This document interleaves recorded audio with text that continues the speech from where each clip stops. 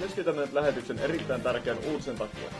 Suomen kauppoihin on ilmestynyt uusi juotava välipäiväjuoma Los Poppis, josta on nopeasti tullut katujen uusi villitys.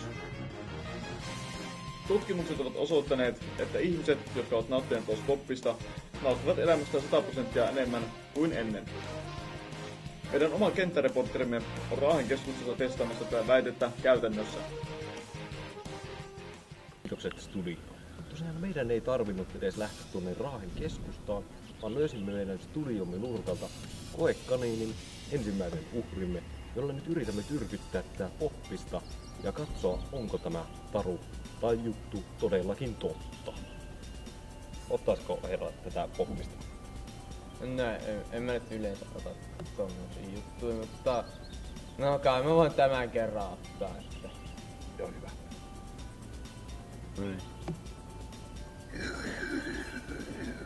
Wow! Oikeesti siis tää toimii siis. No niinku värit on niinku ainakin 15-kertaisesti verrattuna edelliseen, niinku ois mustavalkoisessa elänyt äsken. Tää on niinku oikeesti aivan uskomatonta, että siis tää on niin eläväinen olo, että ei mitään järkeä.